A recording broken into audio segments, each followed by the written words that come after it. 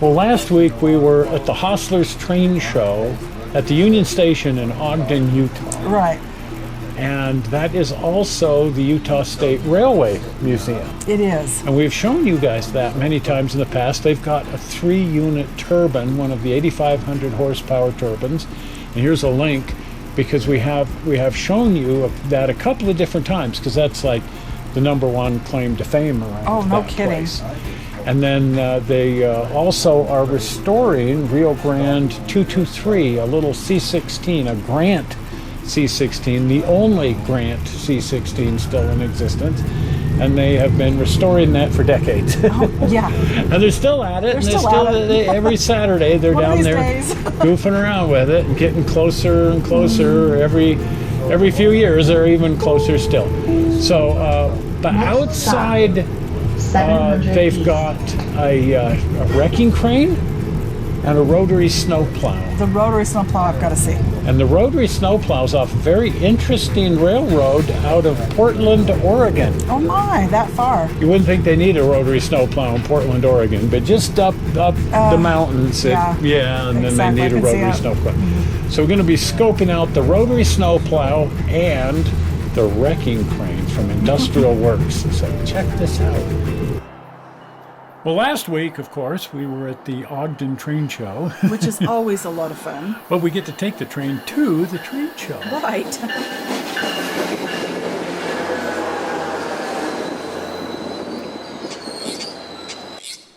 One of the really fun things about taking the train up is it's a train. Well, exactly. And you get to ride it instead of having to battle traffic. Well, and look at all this equipment that we get to go past. It's like a regular train show outside the window the whole time you're driving up. Exactly, a different view. Over here we have the bus barn. Yes. Hippie buses. But over here we've got the Union Pacific Yards and the old shops. We got to tour the shops a while back, and here's a link to that. That's really cool. The old UP shops, which are now the Front Runner shops. Right. They have a turntable. They do. Of course, they need it. All of a sudden, for some reason, we're seeing boxcars everywhere. Somebody's trying to start a motel chain. I guess. Oh, this is the Layton Depot. We look forward to coming through here every time we ride the train. And we should come up here when the restaurants reopen after all this fun stuff. Because it's been turned into a restaurant. It's all restored. I've been dying to eat there, but of course everything's closed down right now with the threat. The threat, the quarantine, the virus. It's always neat to see some of these old railroad buildings survive. Right. Oh, look at that. A bunch of semi-retired diesels over there. Semi-retired. Yeah, like a semi-retired.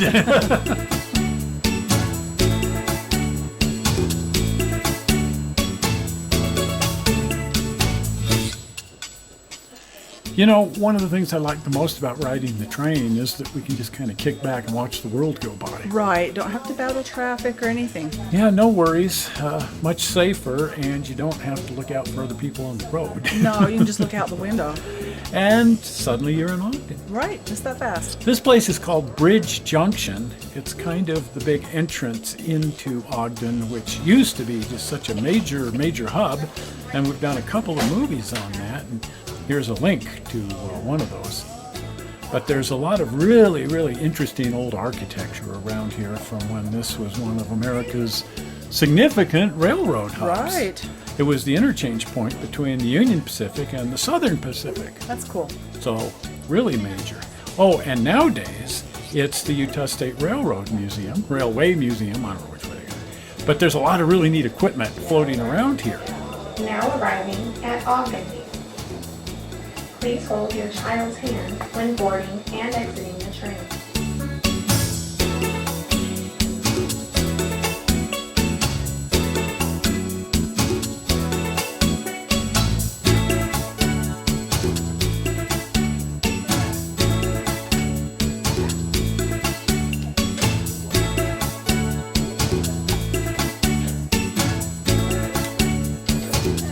There are a couple of pieces of equipment here that we've walked past and seen, and even had them drift by in the background of the show.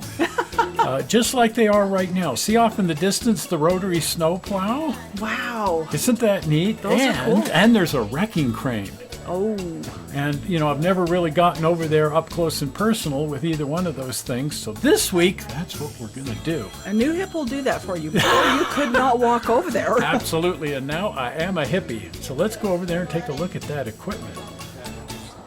This is the restoration shop for DNRG W223. And we didn't make it for them to show us anything. Well, they were only open for 2 hours, and they were gone by the time we... Anyway, here's the boiler off of 223. This is yet to be rebuilt. And here's the old original tender tank. They've replaced it. Oh. And here is the rotary snowplow. Oh, my goodness. You get right up next to this thing, and like all train equipment, it's like, it's huge. It's huge. Look at the size of that thing. Right.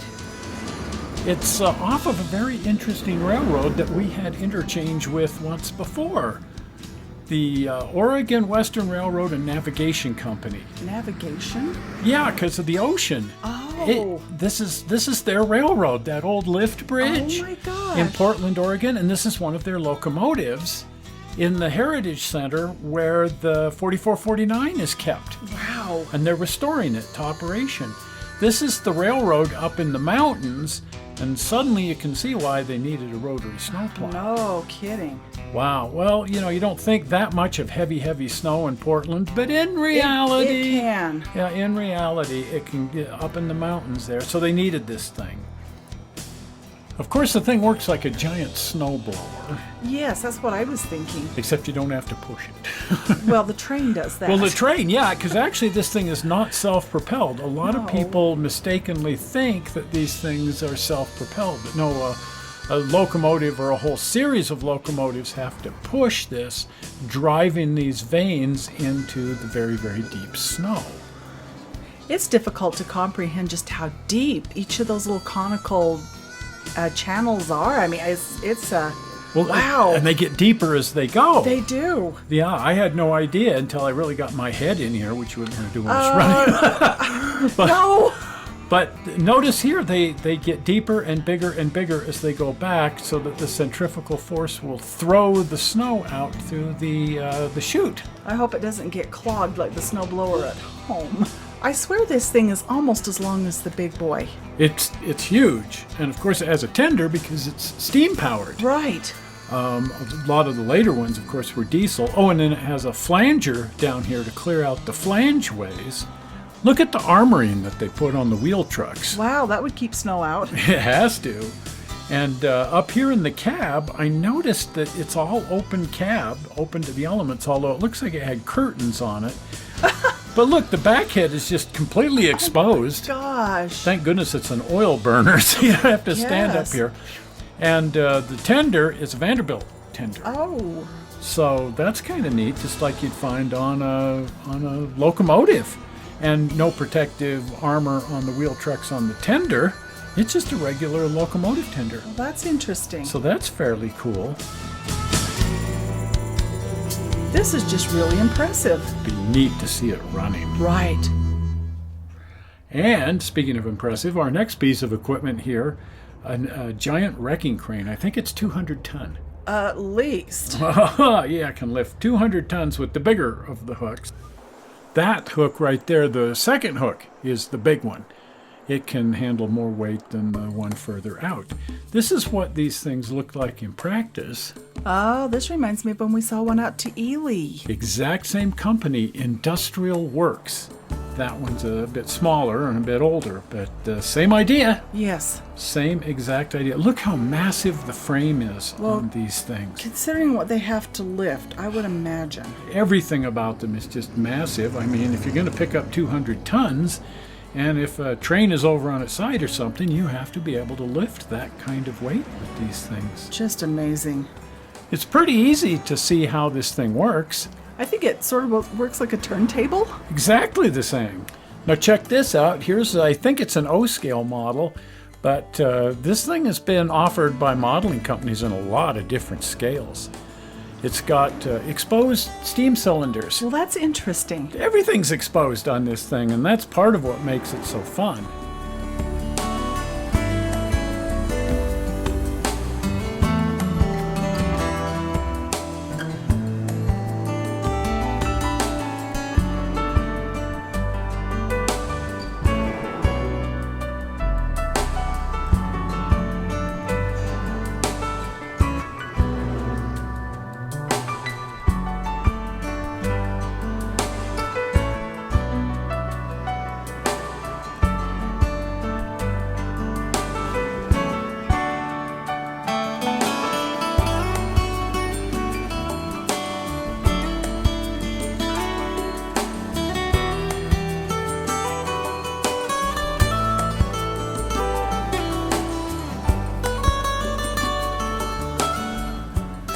Okay, so what is that little bulb on the top? Well, I'm not sure. It's an expansion chamber for a water pump. The question is, why is there a water pump? Here's the water pump.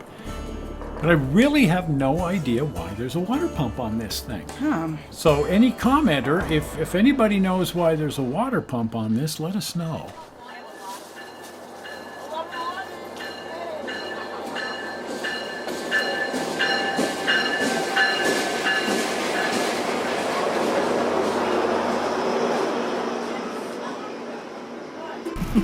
Well, that was fun again. That was fun. So here again, we're riding the train after the fact because we went to the train show yesterday and we looked at the stuff there, but we stayed so late that it got dark.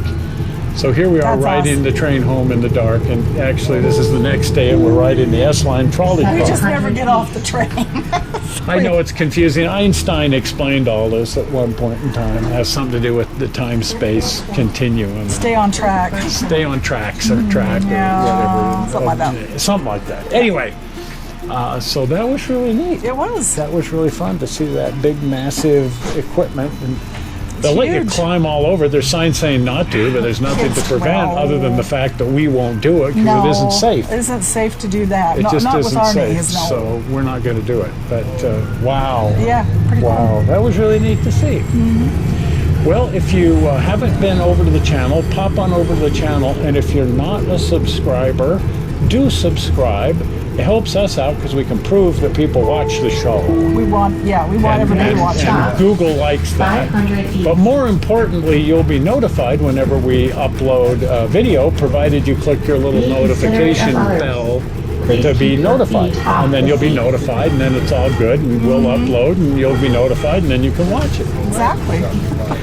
Well, anyway, so if you're not a subscriber, here comes your golden or your blue, as the case may be, opportunity, the blue button, the blue subscribe button. Are we ready for it? Fine.